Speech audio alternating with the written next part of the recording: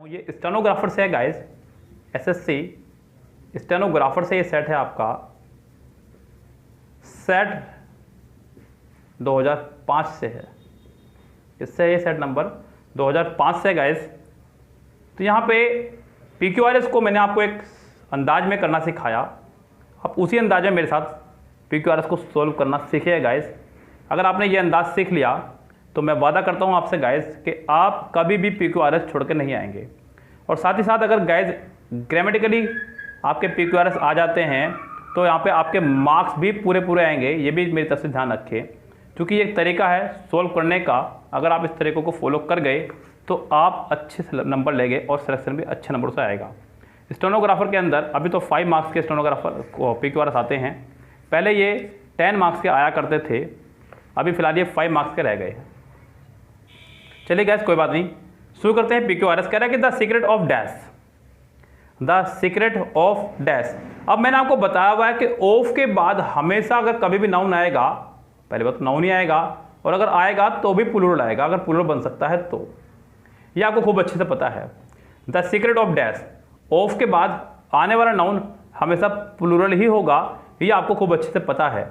अब यहाँ पे ऑफ के बाद यहाँ पे नाउन किस में है? P वाले पार्ट में तो नहीं है, Q वाले पार्ट में भी नहीं है, R वाले पार्ट में भी, R वाले पार्ट में है सॉरी, S वाले पार्ट में भी नहीं है। अब ये तो कन्फर्म है कि सेंटेंस आपका R से ही तैयार होगा। साथ ही साथ PQRS करते समय मैं आपको एक पर्सनली सलाह और भी दे देता हूँ कि आप ऑप्शंस पे भी निगाह रखा करें। अगर आप ऑप्शंस पे भी अपनी निगाह रखेंगे तो आप ज़्यादा अच्छे नंबर ला सकते हैं, बिकॉज हो सकता है कि R सिर्फ एक में ही हो। अब चलते हैं ऑप्शंस पे। पहला ऑप्शन कहा उसने RPSQ, उसके बाद कोई भी ऑप्शन यहाँ पे R से स्टार्ट नहीं हुआ है, यानी कि कंफर्म है कि सेंटेंस आपका R से तैयार होगा, और R आपका सिर्फ एक में ही है, यानी कि इस सेंटेंस का आंसर आपका हो जाएगा फिलहाल A करेक्ट। यस गाइस, तो फर्स्ट सेंटेंस यानी कि 61 सेंटेंस का आंसर हो जाएगा आपका A करेक्ट। चलते हैं गाइस सेंटेंस नंबर 62 पे। कह रहा है कि वन में इमेजिन। अब गाइस ये भी कंफर्म है कि इमेजिन के बाद अगर आपको लगाना हो तो सेंटेंस में दैट लगाया करते हैं, इमेजिन दैट, तो ये कंफर्म है कि यहाँ पर दैट आएगा। ओके गाइस, और अगर आप यहाँ पे भी फैसला नहीं ले पा रहे हैं तो यहाँ ध्यान दीजिएगा, आपको एस में दिख रहा है वुड बी ग्लैड टू। अब यहाँ पे वर्ब की फर्स्ट फॉर्म चाहिए, टू के बाद वर्ब की फर्स्ट फॉर्म सिर्फ और सिर्फ P में है, यानी कि S और P एक साथ आएंगे, ये ध्यान रखें। S और P आपके एक साथ आएंगे, सेंटेंस आपका R से स्टार्ट होगा, यानी कि आपका आंसर हो जाएगा D करेक्ट। यस गाइस, आगे बढ़ते हैं। एनिमल्स जो हैं आपके डिपेंड हैं। अब मैं कहूँ आपसे कि भैया मैं डिपेंड हूँ या फिर आप डिपेंड हैं, किस पर? आपका छूटते ये सवाल होगा कि किस पर।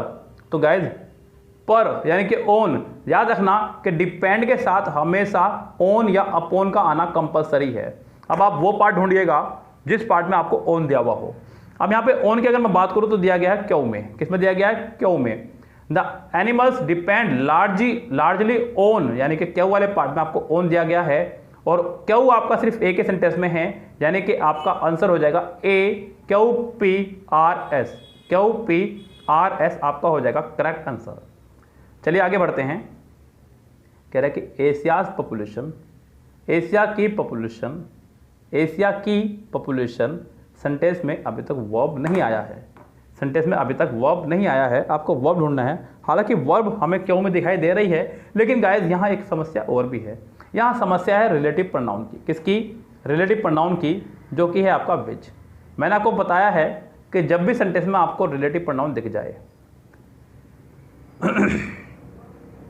जब कभी भी आपको सेंटेंस में रिलेटिव प्रोनाउन दिख जाए तो सबसे पहले आप सेंटेंस को रिलेटिव प्रोनाउन से ही शुरू करेंगे। ये बात ध्यान रखें, जब भी आपको सेंटेंस में रिलेटिव प्रोनाउन दिख जाए तो आप सेंटेंस को रिलेटिव प्रोनाउन से ही शुरू करेंगे, यानी कि एक कंफर्म है कि पहले मुझे विच लगाना है। विच आता है आपका नो लिविंग के लिए। विच से पहले आपको कौन सा पार्ट आ सकता है? अगर विच से पहले मैं P लगाऊं तो वहाँ पे वर्ब है क्लोज्ड। अगर मैं क्यों लगाऊं तो क्यों में भी वर्ब है आपके बी। अगर मैं R लगाऊं तो बिलियन मार्क, जो कि नहीं कुछ बैठता है फिट, यानी कि एक कंफर्म है कि पहले ही सेंटेंस के बाद में आपको S का इस्तेमाल करना होगा। पॉपुलेशन के लिए विच आ जाएगा, तो यानी कि सेंटेंस S से स्टार्ट होगा, S आपका 2 में है। साथ ही साथ ऑप्शन पे भी निकाल रखे हैं, या तो एस से स्टार्ट हो सकता था या क्यू से। यस गाइस, तो आपका एस सिर्फ 2 में है। अब देखना है सेंटेंस एस के बाद में क्या आएगा।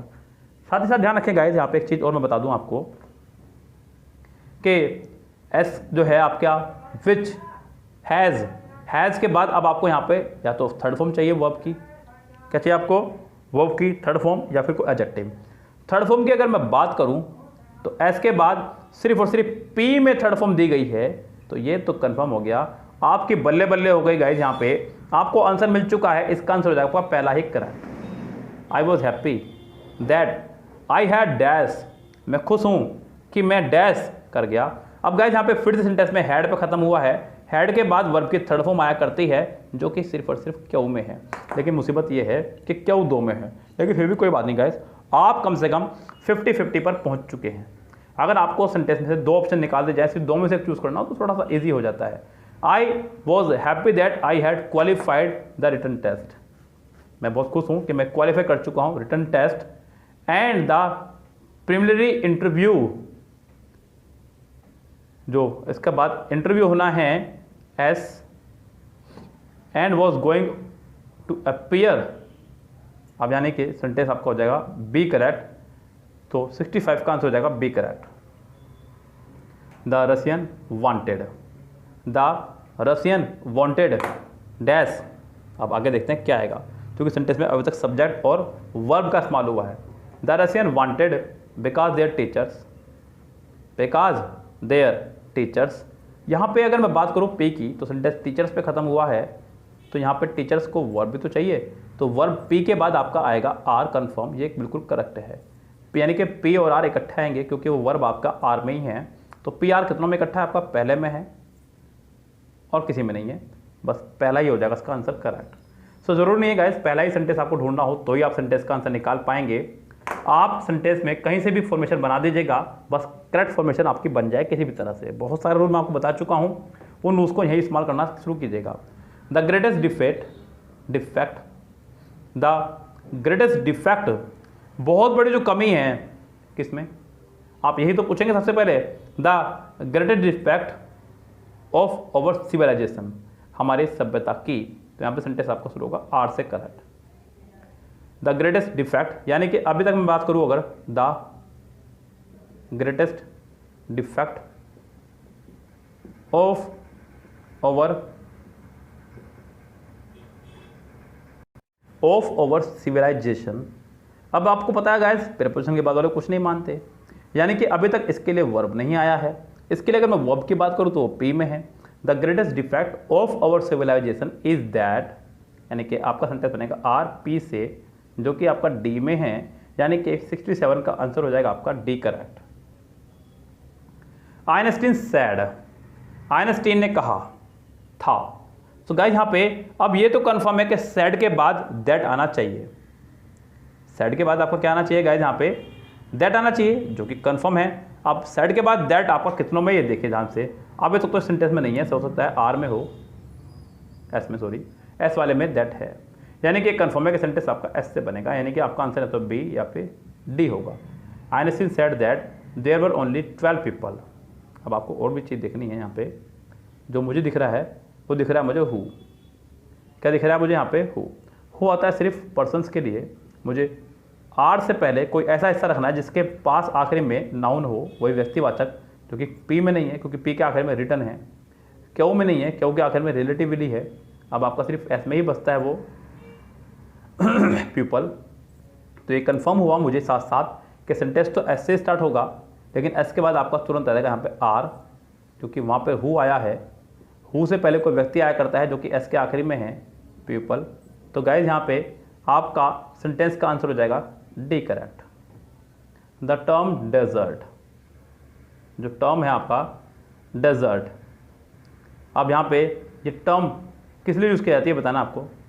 The term desert once simply used for, simply इसको यूज़ किया जाता है किसके लिए, for an inhabited deserted place, यानी कि आपका आंसर हो जाएगा एस और पी, तो इसका आंसर हो जाएगा आपका सी करेक्ट। अलेक्जेंडर, अब यहाँ पे मुझे हु दिख रहा है क्यों में मुझे हु दिख रहा है, ये आपको भी दिख रहा होगा। अब हु से पहले कोई ऐसा सेंटेंस आना चाहिए जिसके आखिर में नाउन हो, जो कि पी में है, अच्छी बात है। पी के तुरंत बाद क्या आ सकता है अगर आप लगाना चाहें तो। गाइस हम चाहें तो पी के बाद क्यों तुरंत लगा सकते हैं, लेकिन क्या पी के बाद क्यों किसी सेंटेंस में आ रहा है, आप ये भी तो चेक कीजिए। बी में है, किस में है, बी में है, उसके अलावा पी के बाद क्यों किसी में नहीं। या पहले ही सेंटेंस के बाद भी आप हु का इस्तेमाल कर सकते हैं, यानी कि क्यों का इस्तेमाल कर सकते हैं पहले सेंटेंस के बाद भी, यानी कि सेंटेंस की शुरुआत भी क्यों से हो सकती है। ऐसे देखते हैं home, Alexander home the world acknowledge. Guys पहले सेंटेंस के बाद में एस भी लग सकता है, बिकॉज व्यक्तिवाचक तो होम भी है, लेकिन अब यहाँ पे देखना होगा हमें कि होम सही है या हु सही है। Alexander who was a great कंकर, बच्चों कंकर बोलते हैं विजेता को, अलेक्जेंडर के लिए यही शब्दों का इस्तेमाल आप करेंगे। ये एज ए एट्रीब्यूट भी काम कर रहा है, रिलेटिव प्रोनाउन भी काम कर रहा है, तो गाइज ये ज़्यादा कंफर्म होगा, यानी कि मैं सेंटेंस को क्यों से ही शुरू करूँगा, ये तो बिल्कुल कंफर्म है। Alexander who was a great कंकर, यानी कि क्यों से सेंटेंस शुरू होगा, क्यों के बाद पी कंफर्म है। वॉज अ डिसाइपल ऑफ अरस्तु, जो कि अरस्तु का डिसाइपल था, यानी कि शिष्य था। चलिए अभी दो सेंटेंस मुझे कंफर्म हुए, अब देखना है कि एस या R. Alexander who was a great conqueror was a disciple of अरस्तु whom the world acknowledge as the greatest philosopher, जिसको वर्ल्ड जानता है एक ग्रेटेस्ट फिलोसफर के नाम से, यानी कि एस आएगा और फिर आपका आर, यानी कि इस सेंटेंस का आंसर हो जाएगा आपका सी करेक्ट। यस गाइस, सो 70 सेंटेंस का आंसर हो जाएगा आपका सी करेक्ट। और ये था आपका PQRS को सोल्व करने का सबसे बेस्ट तरीका। सेट से 91 से 100 तक आपको PQRS कराए जाएंगे। सो जरा कीजिएगा मेरे साथ में मिलकर के इनको कोशिश कीजिएगा गाइस, क्योंकि कोशिश करने से ही मिलेगी सफलता और आपको इसके अलावा कुछ नहीं करना है। सो गाइस देखते हैं, कह रहा है कि अ डिक्शनरी 91 में पहले ही सेंटेंस में उसने कहा अ डिक्शनरी, यानी कि अभी तक सिर्फ और सिर्फ उसने इस्तेमाल किया है सब्जेक्ट का। PQRS यानी कि एक सेंटेंस ही कह सकते हैं, यानी कि group of words that gives complete meaning. तो आपको सबसे पहले सब्जेक्ट, उसके बाद में helping verb, main verb, object, ये फॉर्मेशन तैयार करना होगा। मिल जाएगा तो अच्छी बात है। जैसे कि अगर मैं बात करूँ इस 91 सेंटेंस में, तो उसने कहा अ डिक्शनरी, यानी कि अभी तक उसने यहाँ पे सिर्फ और सिर्फ सब्जेक्ट का इस्तेमाल किया, इसके लिए वर्ब का इस्तेमाल नहीं किया है। आप सबसे पहले यहाँ पर आने वाली वर्ब्स को ढूंढेंगे कि वर्ब्स आपकी कितनों में हैं। वर्ब आपकी पी में आई है और वर्ब आपकी एस में आई है, यानी कि सेंटेंस की शुरुआत या तो पी से होगी या एस से होगी। ध्यान में रखिएगा गाइस, साथ ही साथ आप ऑप्शंस की तरफ भी निगाह रखते हुए चला करें। ध्यान रखना, ऑप्शंस पे भी निगाह रखते चला करें। जैसे कि पहला ऑप्शन उसने दिया RPQS, अगला है QRPS, नेक्स्ट है आपका SRPQ और उससे अगला है SPRQ। सो गाइज यहाँ पे अगर आप गौर कर रहे होंगे तो पी से कोई भी ऑप्शन स्टार्ट नहीं हुआ है, यानी कि कम से कम पी से सेंटेंस स्टार्ट नहीं होगा, ये ध्यान रखिए। यस, यहाँ दो ऑप्शन आपके रेस से बाहर हो गए हैं। अब आप सिर्फ और सिर्फ 50-50 पर पहुँच चुके हैं। KBC की तरह आपको अब आधे ऑप्शन में से दो में से कोई एक चूज़ करना है, जो कि थोड़ा सा इजी हो चुका होगा काम आप लोगों के लिए। अब यहाँ पे ये तो कंफर्म है कि एस से आना है, तो सी या डी में से कोई भी एक ऑप्शन चलेगा। एस के बाद आर या पी, ये देखना है। A dictionary is a book, एक डिक्शनरी जो है बुक होती है अरेंज वर्ड्स, शब्दों को अरेंज करने की, या फिर containing alphabetically about which information. तो यहाँ पे गाइज क्या तो नहीं आएगा दोनों के बाद ही। यहाँ पे 91 सेंटेंस में हम एस के बाद लगाएंगे आर को। A dictionary is a book containing alphabetically, तो यहाँ पे आप एस के बाद लगाएंगे आर, यानी कि सेंटेंस का आंसर हो जाएगा आपका सी करेक्ट। आगे बढ़ते हैं गाइज, यहाँ पे नेक्स्ट पे एग्रीकल्चर 92 में भी अगर मैं बात करूँ तो सिर्फ और सिर्फ उसने सब्जेक्ट का इस्तेमाल किया है एग्रीकल्चर। सिर्फ अभी तक सब्जेक्ट आया है। आपको यहाँ पे पहले इसके लिए वर्ब ढूंढनी होगी कि वर्ब आपके यहाँ पे कितने पार्ट्स में है। वर्ब की अगर मैं बात करूँ तो पी में उसने कहा कॉटन, जो कि वर्ब नहीं है। कॉटन अपना में एक नाउन है, तो ये नहीं हो सकता। अगर मैं बात करूँ क्यों की, तो रॉ मटेरियल, ये भी वर्ब नहीं हो सकती। आर में आपका एंड आया, जो कि कंजक्शन है। वर्ब आपकी यहाँ पे एस के पास है, वो है आपकी गिव्स, यानी कि कंफर्म है कि सेंटेंस आपका एस से स्टार्ट होगा, यानी कि अब ये कंफर्म हो गया या तो ऑप्शन ए है या ऑप्शन डी, एस के बाद आर या एस के बाद पी, इनमें से कोई एक ऑप्शन आपको लगाना होगा। यस गाइस, सो एग्रीकल्चर गिव्स अस फूड, हमें खाना देता है, एग्रीकल्चर से हमें खाना मिलता है, and sugar cane for our industries, यहाँ पे और शुगर मिलती है, ये कहने के लिए कह रहा है एस के बाद यानी कि आर, और P cotton for our clothes, cotton हमारे क्लोथ्स के लिए।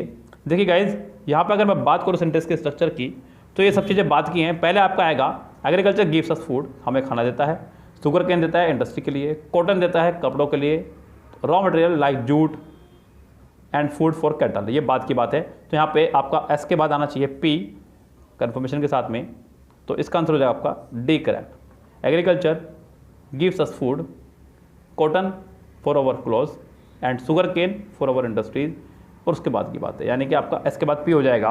92 का आंसर हो जाएगा D correct. Today political freedom 93 की हम लोग बात करें तो उसने कहा पॉलिटिकल फ्रीडम,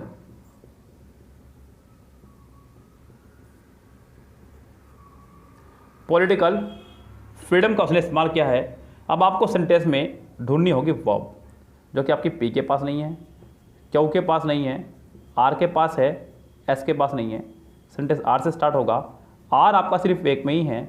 अब तो आपको कुछ करने की आवश्यकता है ही नहीं। यस गाइज, क्योंकि आपको पहले ही ऑप्शन से आपका आंसर मिल चुका है। अगर दो में होता तो दिमाग लगाने की कोशिश करनी पड़ती, क्योंकि सेंटेंस में सिर्फ और सिर्फ सब्जेक्ट आया है। और ध्यान रखना गाइज, दुनिया का सब कोई सेंटेंस नहीं जो बिना वर्ब के बन सके। बिना सब्जेक्ट के सेंटेंस बन सकता है, लेकिन बिना वर्ब के सेंटेंस नहीं बन सकता। तो मुझे यहाँ वर्ब ढूंढनी थी जो सिर्फ और सिर्फ आर के पास थी, आर से सिर्फ एक सेंटेंस स्टार्ट हुआ है, इसका आंसर हो जाएगा आपका बी करेक्ट। 94 देखिएगा, by far the most logical step, by far the most logical step 94 में द मोस्ट लॉजिकल स्टेप यानी कि सब्जेक्ट का जिक्र हुआ है। फिर से अगर मैं बात करूं तो यहाँ पे अभी तक हमारे पास में वर्ब का इस्तेमाल नहीं किया गया है। यस गाइस, अब यहाँ पे by far the most logical step to relieve which can to carry या फिर इज टू प्रोवाइड, यहाँ पे साथ ही साथ आपको एक चीज़ का भी ध्यान रखना होगा कि क्यू वाले पार्ट में उसने विच का इस्तेमाल किया है, जो कि मैं आपको पहले भी कैमरा बता चुका हूँ कि जब भी सेंटेंस में आपको रिलेटिव प्रोनाउन दिखाई दे तो सबसे पहले आप उसी का ही कल्याण करें। रिलेटिव प्रोनाउन हमेशा अपने आने वाले नाउन के अकॉर्डिंग आया करती है, और उस नाउन से पहले कोई आर्टिकल होना चाहिए, ये ज़रूरी है। तो आप ढूंढिए कि यहाँ इस सेंटेंस में क्यू से पहले मैं ऐसा कौन सा पार्ट लगाऊं जिसके आखिरी में कोई नाउन हो। अगर मैं क्यू से पहले पी लगाता हूँ तो पी के आखिर में रूटीन है जो कि नहीं चल सकता। अगर मैं क्यू से पहले आर लगाता हूँ तो क्यू के आखिरी आर के आखिर में ऑपरेशन है जो कि नाउन नहीं है। नाउन है भी तो, लेकिन वो वाला नहीं जो हमें चाहिए, तो नहीं चलेगा। क्यू से पहले आपका एस चल सकता है जो कि है रोबो, और रोबो से पहले आपका आर्टिकल भी है। तो यानी कि कन्फर्म है एस और क्यू इकट्ठे आएंगे। एस और क्यू कितनों में इकट्ठे हैं ये देखिएगा ध्यान से, पहले में नहीं है, दूसरे में यस, थर्ड में नहीं, फोर्थ में भी नहीं, तो सेकंड में ही होंगे। यानी कि इस सेंटेंस का आंसर 94 का आंसर हो जाएगा आपका सेकंड ही करेक्ट। गाइज, मैं आपको बता चुका हूं कि PQRS करते समय आप अपनी निगाह चारों तरफ रखें तो ही आपके लिए फ़ायदेमंद होगा। सिर्फ एक तरफ निगाह रखने से आपका सेंटेंस क्लियर नहीं हो पाएगा, इसलिए चारों तरफ निगाह रखनी है। ऑप्शंस पे भी, रिलेटिव प्रोनाउन पे, ग्रामर के रूल्स पे भी, सब्जेक्ट वर्ब पे भी, हर तरफ निगाह रखिएगा। डेफिनेटली आप PQRS बना पाएंगे, कोई बड़ी बात नहीं है। सेंटेंस नंबर 95 देखिएगा, कह रहा है कि during the reign of the empire Tiberius. अगर मैं बात करूं ड्यूरिंग की तो ये एक प्रपोजिशन है, और प्रपोजिशन के बाद वाले को हम कुछ नहीं मानते हैं, जैसे कि आपने भी पढ़ा होगा। उसके बाद में ऑफ द एम्पेयर, ये भी आपका प्रपोजिशन के बाद है, इसको भी कुछ नहीं मानते हैं। तो यहाँ पे हम लोगों को चाहिए अभी वर्ब। क्या चाहिए हमें? यहाँ पे वर्ब चाहिए। वर्ब हमारे पास यहाँ पे पी में है और वर्ब हमारे पास यहाँ पे आर में है। Yes guys, so during the reign of the empire Tiberius in ancient Rome. Guys, यहाँ पे जो सब्जेक्ट है सबसे पहले आप उसको ढूंढिए, वो है आपका क्यू के पास, एन अगस्तन स्टोरी, ये मुझे मिल गया सब्जेक्ट। क्यू के बाद आपका आएगा जो भी आएगा, पहले मुझे मिल चुका है सब्जेक्ट, और इस सब्जेक्ट के बाद मुझे ढूंढनी होगी वर्ब, जो कि आपका हो जाएगा पी। तो क्यू और पी आपके एक साथ आएंगे, जो कि है आपका सिर्फ और सिर्फ सी में, यानी कि इस सेंटेंस का आंसर हो जाएगा आपका C correct. The pigeon were used, 96 the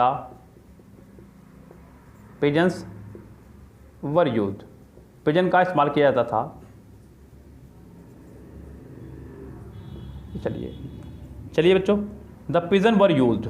guys आपको पता है कि यूज़ के साथ में टू का इस्तेमाल किया जाता है, ये आपको कंफर्म है खूब अच्छे से, जो कि है आपका सिर्फ और सिर्फ एस पे, किसमें है, एस में, यानी कि ये सेंटेंस स्टार्ट होगा एस से, ये भी आपको कंफर्म हो जाना चाहिए।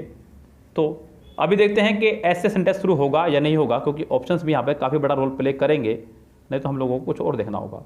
यस गाइस, एस के हमारे पास सिर्फ एक ही ऑप्शन है। अब देखते हैं, the pigeon were used, pigeon का इस्तेमाल किया जाता था। अब गाइस यहाँ पे एक मुसीबत और भी है मेरे साथ में, अगर मैं यूज़ के साथ में यहाँ पे टू लगा दूँ तो पीछे खड़ा हुआ है यहाँ पे वॉज वर। रूल ये है कि अगर यूज़ से पहले बी की फैमिली हो तो टू लगाने के बाद में उसके बाद आईएनजी आनी चाहिए, जो कि यहाँ नहीं है। यहाँ पे है टू प्लस फर्स्ट फॉर्म, जो कि यहाँ पे अब नहीं चलेगा, कम से कम टू कैरी। यस गाइस, तो यहाँ पे आपका फिलहाल है एरर, ऐसा सेंटेंस नहीं बनेगा। अब ये कन्फर्म है कि सेंटेंस पी से ही बनेगा, क्योंकि सभी ऑप्शंस में आपका पी पी पी ही दिया गया है। The pigeon were used to, जी नहीं, the pigeon were used as messenger, confirm है पी से बनेगा। एज मैसेंजर्स, पिजन्स का यूज़ किया जाता था मैसेंजर्स के लिए इन द ओल्डन डेज, पुराने समय में, to carry messages which were tied, जो कि बांधे जाते थे टू देयर फीट, यानी कि सेंटेंस हो जाएगा आपका पी, पी के बाद आपका आ जाएगा आर, आर के बाद में आपका आ जाएगा क्यू, और उसके क्यों कह रहा हूँ, आपका एस, और फिर क्यू, उसके बाद में आपका 6। तो यानी कि इस सेंटेंस का ऑप्शन हो जाएगा फिलहाल देखा जाए तो सी करेक्ट। सेंटेंस नंबर 97 देखिएगा, कह रहा है कि the school has always been, sentence में सब्जेक्ट भी आया, हेल्पिंग वर्ब भी आई और मेन वर्ब भी आ गया, नहीं है तो क्या ऑब्जेक्ट। चलिए कोई बात नहीं, आगे बढ़ते हैं। यहाँ पे ट्रेडिशन फ्रॉम वन, पहले में फ्रॉम वन टू सेकंड ऐसा होना चाहिए था, क्योंकि गाइस आपको पता है कि फ्रॉम और टू का बनता है पेयर।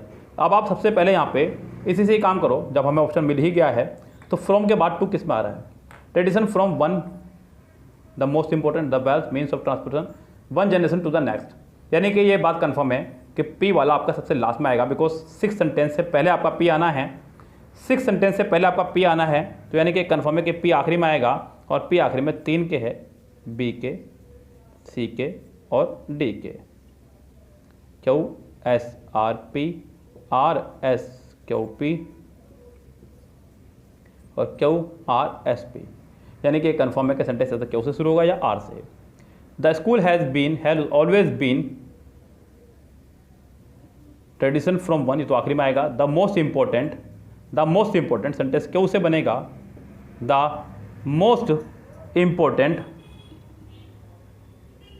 अब क्यों के बाद एस या P, the most important means of transferring the wealth of, यानी कि क्यों के बाद आप लगाएंगे एस, एस के बाद आर और फिर पी, यानी कि इस सेंटेंस का आंसर हो जाएगा आपका बी करेक्ट। फिलहाल 98 आपका ये टाइप 2 पर है।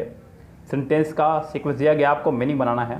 When she got to her house there was nothing to retrieve, all valuable were smashed और stolen, the curtain were burn, books were ripped to shreds, her medals and trophies had been flung everywhere, her medals, the house had been completely ransacked, यानी कि जब वो घर पहुंची तो सभी कुछ जो है लूटा जा चुका था। When she got to her house, there was nothing to retrieve. The house had been completely ransacked. Sentence आपका ऐसे तैयार होगा, ऐसा आपका सिर्फ एक में ही है।